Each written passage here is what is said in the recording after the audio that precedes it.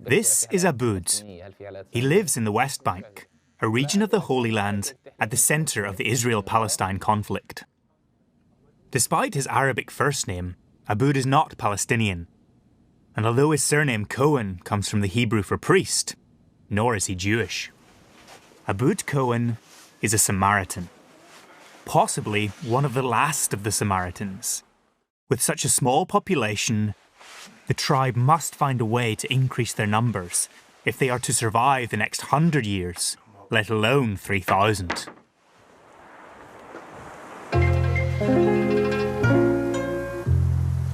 My name is Leon McCarran, and I'm a bit of an explorer. For the last decade, I've been travelling around the world, slowly, often on foot. Here, in the heart of the Middle East, the Holy Land is one of the most complex places on earth, but it is also one of the most fascinating. Behind me in the haze is the city of Nablus and the mountain of Gerizim. A few years ago, I was walking through this region and I heard the story of the ancient Israelite Samaritans living on top of that mountain. Many of us will know the name Samaritan from the Good Samaritan, the well-known Christian parable, the man who helped out a person who was in difficulties. But today, Samaritans are facing extreme difficulties themselves, a population crisis. Once, there was over 1 million of them, but today, there's barely 800. This ancient tribe has had to resort to the most modern of methods to stave off disaster. The internet, women brought in from Eastern Europe, and a lifting of the ancient prohibition on outsiders and intermarriage.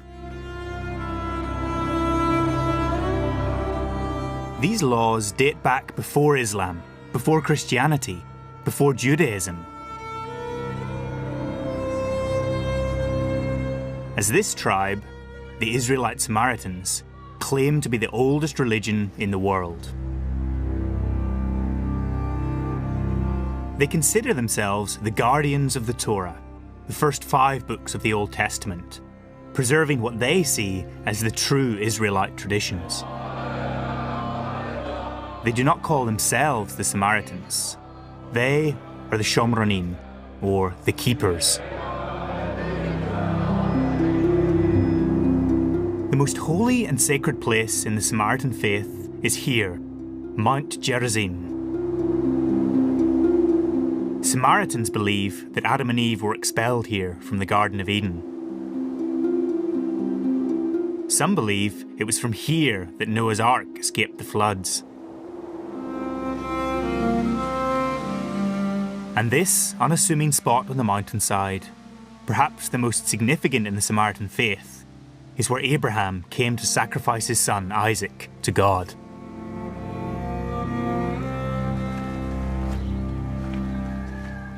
I've come here to the top of Mount Gerizim, and it's a really spectacular place. There's the odd burst of gunfire, so you remember exactly where you are in the world. Down below is the Palestinian city of Nablus, and you can probably hear the kind of hustle and bustle. We also have the valley here with the Jordan River running through it, and on the far side, the mountains of the country of Jordan and the city of Amman. Got Jerusalem and Ramallah this way. The Mediterranean Ocean in Tel Aviv is just about visible on the horizon. And then there's the Samaritan town or village itself of Kiryat Luza just below us. Benny! Hello, Leon! Benny Sadaka is the leading scholar on Samaritan history and has written over 100 books on the faith. This is, of course, Mount Gerizim, our holy mountain, and it is written in the Torah that this is the chosen place. You have to offer the blessing on Mount Gerizim and to visit the mountain 3 times a year. This mountain is so entwined in their beliefs that it is no surprise many Samaritans have settled here. Behind me is the new Samaritan neighborhood, Kiryat Luza, that started to be populated in the late 80s. With the backdrop of the Palestinian uprising against Israeli occupation in the 1980s, many Samaritans decided to move to the relative safety of their holy mountain.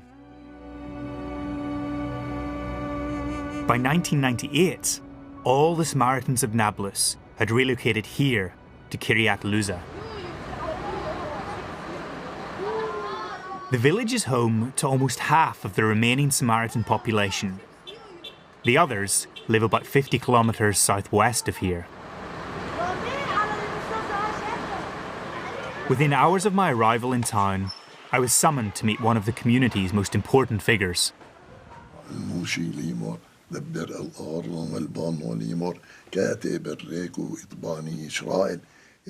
am the high priest of the Samaritan. We are the oldest people in the world, all the world. وظيفتي زي البابا الفاتيكان على كل العالم، وأنا وظيفتي كأني راعيهم أو أبوهم لكل العالم، لذلك أنا بتمنى الخير لكل العالم. Are there ever any difficulties with the Samaritans? You're right in the middle of this really complex space and you have to live amongst Israelis and Palestinians. And certainly from the outside, it seems like it's very hard to see how a solution might be found between Israelis and Palestinians. Is there a way that Samaritans can help with that? احنا بنساعد ونعمل زيارات للمسؤولين الإسرائيليين والعرب وبنحكي كل إشي منيح لأجل السلام، نهديهم ولازم نعمل سلام، لأن هذه الأراضي هي مقدسة لازم يكون فيها سلام.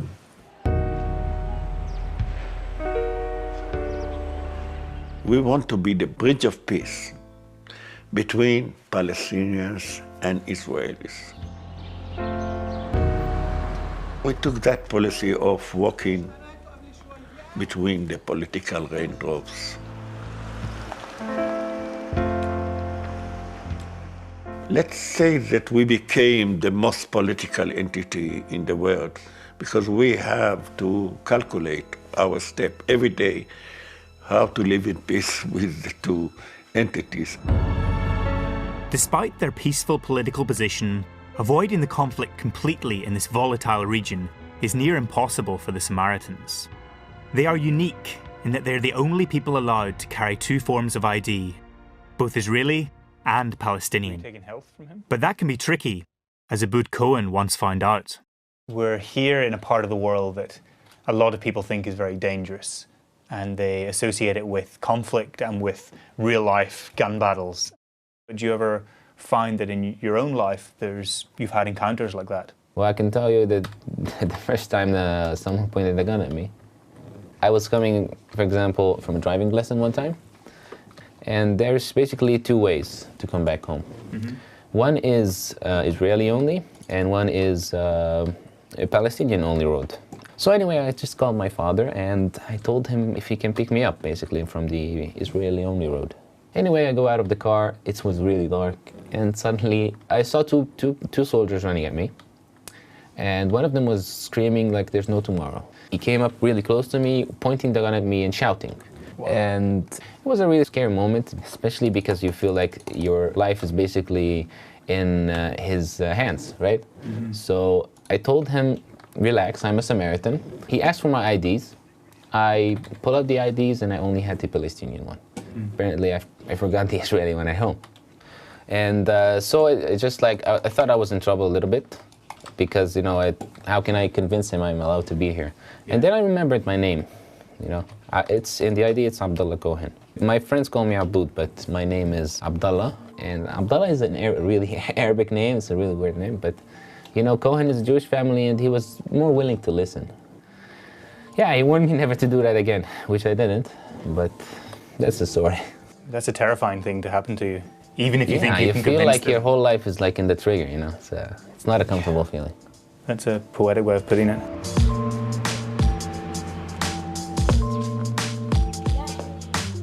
I stayed with Abud as he prepared for the weekly Sabbath, or Shabbat.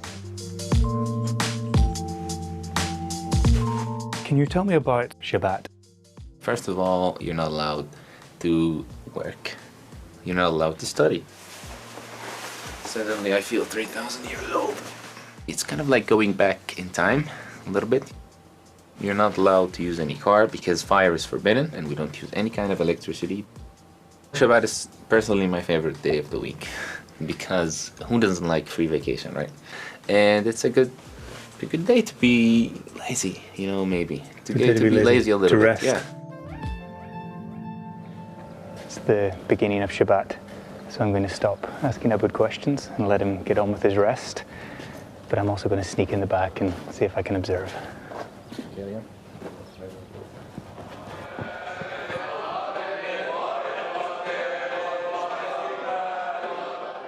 The Sabbath is the holiest day of the week here and lasts from sunset Friday till sunset Saturday. Looking on as these Samaritans worship in the same clothing they have worn since ancient times, I really do feel transported back in time. These prayers mark the beginning of Sabbath. The men will return in the middle of the night for the next prayers, again at midday, and finally at sundown Saturday for the closing prayers. The most challenging thing is getting up at 3 a.m. in the morning to the prayer. When you wake up, the first second you're like, oh, I'm just so tired. I must like sleep maybe 10 more minutes so I feel better. Yeah. But at the same time, you think if you slept, there's nothing that's gonna wake you up. Because there's no wash, there's no snooze. You know what I mean? I mean, I told myself, hey, my grandfather woke up and he's 82 years old. He went with all this rain and all this cold. Come on, man, I have to do it too. Yeah, that's a good way to think about it. Yeah. I guess you've just finished Shabbat. We've now got electricity and lights and beer. How do you feel? Do you feel refreshed, or how would you describe your feeling? Well, I have to say something, Leon. I mean, in Shabbat, you do get to a point where I wonder what's happening in the world. You know what I mean? Each Saturday, we're disconnected from the whole world. So you're not expecting any kind of calls, any kind of emails or text messages.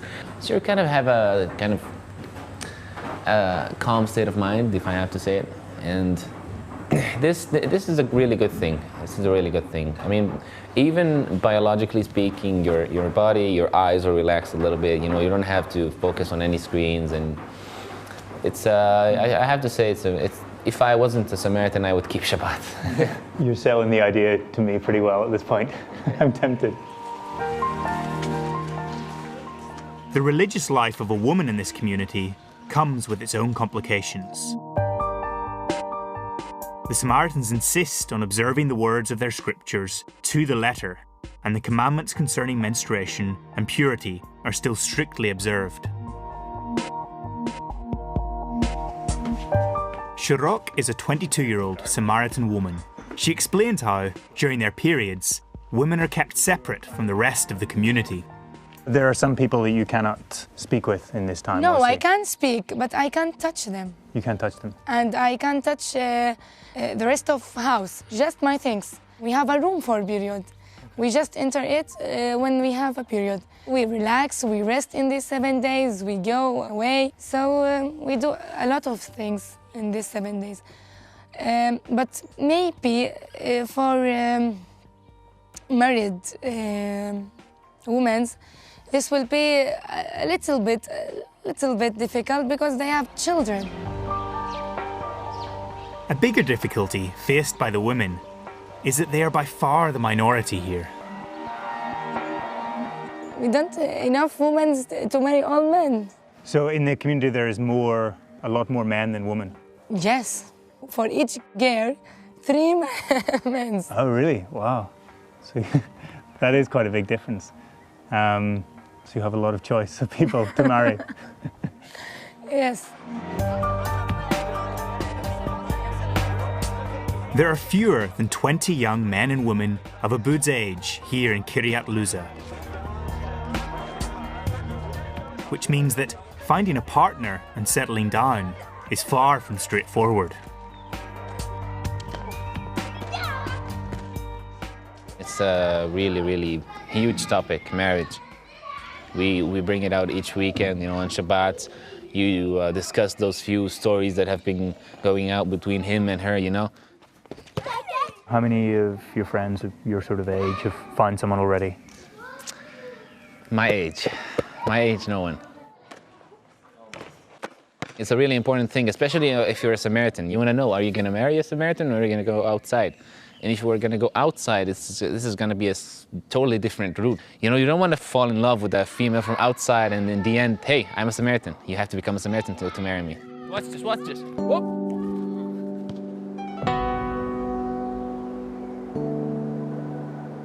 There is an urgent need for more women here.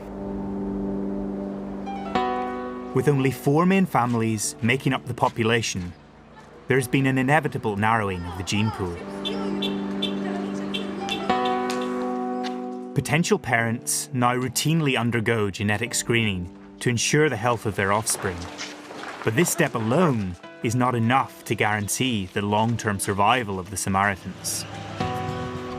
So now, Samaritan men have been allowed, for the first time, to marry outside the community using the internet and specialised dating agencies to find wives who are willing to join them here.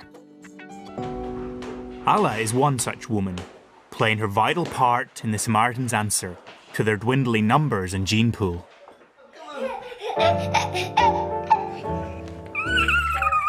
דם של השמרנים ודם של האוקראינה זה עושה crazy, crazy, crazy. How different has life been here from life before in Ukraine? شو أقول لك في هناك حياة حلوة هناك بس مشكلة إنه ما فيش شغل منيح ما فيش يعني ما بتقدر واحد بتعيش زي ما بده يعني تعمل حياة إنه في مشكلة بالشغل فيش مصاري كتير منشان بتدفعوش يعني بجوز بالشهرية بتدفعوا $100 بس صعب تعمل يعني حياة هيك. In 2010, Allah married Uzi, a Samaritan, and moved to Kiryat Luza. Not only did she have to adapt to a Samaritan culture and religious practices, but she also had to learn the 2 languages used here, Arabic and Hebrew. Tell me about your husband. How did you meet? هو بقى מדרך משרד, היה רוצה להתחתן עם בחורה. אז ראה אולי 20 בחורה ולא מצא, כאילו בלב שלו לא נכנס אף בחורה. פתאום חברה שלי היא הייתה עובדת במשרד הזה, והיא אמרה, בשבילו יש לי חברה, בואי אני אקרא אותה, וזה נראה לי שהיא 100% משהו צריך בשבילך. What did you think when you first met him? כאילו, לא זוכרת הכל, אבל אני זוכרת שהיה בן אדם יושב וכל הזמן הוא ככה מצחיק, כל הזמן צוחק, ולא יודעת, היה נוח על ידו. Did he come to visit or was this on the internet? לא, הוא בא לאוקראינה. הוא בא, היה שבועיים באוקראינה. And how long did it take for you to decide to come here? יומיים. 2 days? Wow, that's quick. Before you met Uzi, had you ever heard of the Samaritans? אני לא ידעתי בכלל מי זה שמרנים, על הדת שלהם. אמרו לי מההתחלה ככה משהו קטן, שהם שומרים שבת ככה, אבל לא יותר. לא ידעתי איפה הם גרים ואיזה אנשים עד שבאתי לבוא. Were your family and friends worried for your safety coming here? אני מפחדת, שלפעמים זה מפחיד, נכון, ויש לי ילדים גם זה מפחיד, אבל מה לעשות, זה חיים, אף אחד לא מכיר איפה יקרה לו. And do you feel that living here on the mountain is quite a safe place to be? בו מקום, כאילו, אני גם בעלי כל הזמן אומר לי שמקום הזה אלוהים כל הזמן שומר על זה, אז בגלל זה אנחנו בו. While the prospect of moving to such a potentially frightening place and living a completely different life may be daunting, Allah is not alone. עכשיו כאילו יש נראה לי אולי 8 בחורות אנחנו בו, אני חושבת כן, ובדרך כבר יש עוד בחורה בעזרת השם, ואנחנו מרגישים שכאילו כן, יש לנו עכשיו כל יום שבת אנחנו כולם ביחד, בנות של אוקראינה, אנחנו יושבים, יש הרגשה כאילו, זה יפה מאוד. One hand. It was a really lovely morning to spend with Allah and her kids. And I think there could probably be an impression from the outside that there are these men on top of a mountain who are going on the internet and finding brides from the Ukraine and bringing it over, and that it could somehow be seedy or not completely above board. But certainly for them, there's a real sense of family there. And my impression is that Ala and Uzi and their family really debunk that.